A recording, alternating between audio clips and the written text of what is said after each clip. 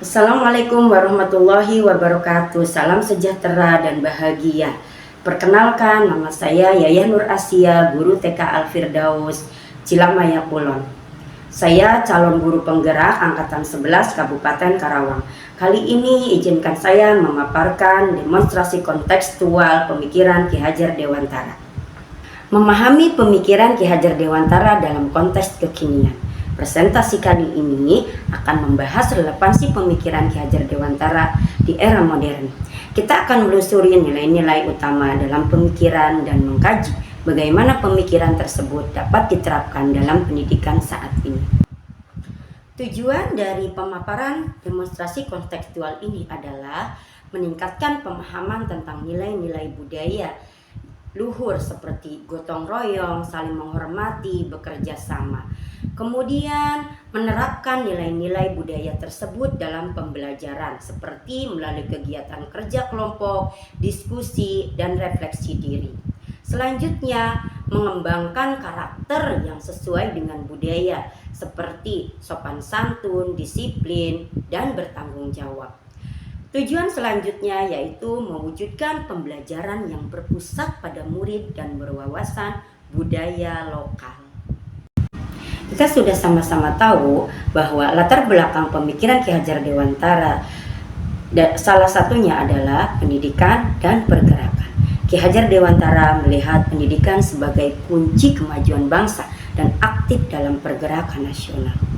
Ada beberapa dasar-dasar dari pemikiran Ki Hajar Dewantara. Yang pertama yaitu pendidikan yang berpusat pada murid.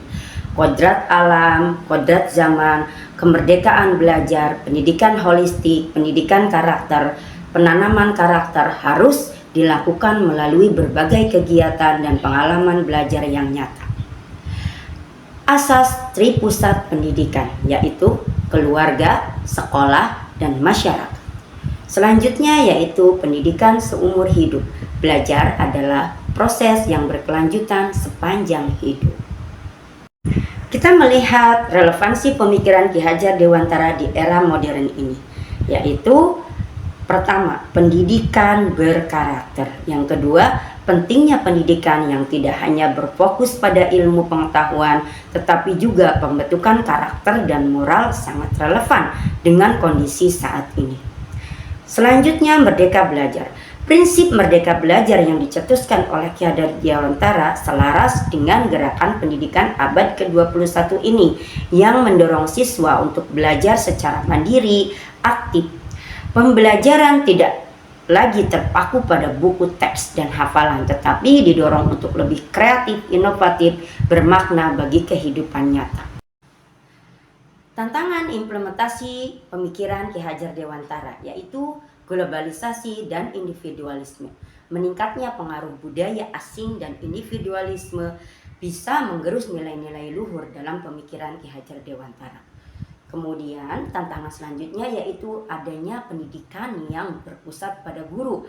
Masih ada pendidikan yang menggunakan peran guru sebagai sumber utama informasi. Padahal guru adalah sebagai fasilitator yang membantu murid untuk belajar dan berkembang sesuai dengan potensinya.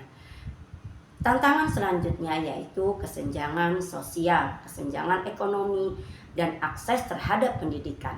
Masih menjadi tantangan dalam menerapkan nilai-nilai keadilan modernisasi. Adanya perkembangan teknologi dan modernisasi membutuhkan penyesuaian agar pemikiran Ki Hajar Dewantara tetap relevan. Nah, bagaimana seorang guru dapat membuat strategi serta menerapkan dan mengaktualisasikan pemikiran Ki Hajar Dewantara, yaitu 1. Murid belajar melalui proyek-proyek yang relevan dengan kehidupan nyata sehingga mereka dapat menerapkan pengetahuan dan keterampilannya secara langsung. Kedua, pembelajaran diferensiasi. Seorang guru dapat memberikan pembelajaran yang sesuai dengan kebutuhan dan gaya belajar masing-masing murid. Ketiga, penilaian yang otentik. Guru menggunakan berbagai metode penilaian untuk mengukur perkembangan murid secara holistik, tidak hanya fokus pada nilai akademik saja. Pemirsa yang berbahagia, kesimpulan dari pemaparan tadi adalah pemikiran Ki Hajar Dewantara tetap relevan di era modern dan dapat menjadi solusi untuk berbagai masalah dan tantangan yang dihadapi. Pentingnya pendidikan yang berfokus pada pembentukan karakter dan nilai-nilai luhur. Kemudian diperlukan kerjasama berbagai pihak untuk mengimplementasikan nilai-nilai Ki Hajar Dewantara dalam kehidupan nyata. Rekan guru yang berbahagia, saya akan memberikan sebuah metafora sebagai penutup. Pohon yang berbuah manfaat. Tujuan akhir pendidikan menurut Ki Hajar Dewantara adalah untuk menghasilkan manusia yang merdeka dan utuh. Bayangkan sebuah orkestra yang terdiri dari berbagai macam alat musik. Setiap alat musik memiliki suara dan ciri khasnya masing-masing. Ada biola yang indah dan merdu, cello yang dalam dan bertenaga, flute yang ringan dan ceria, dan drum yang energik dan penuh semangat.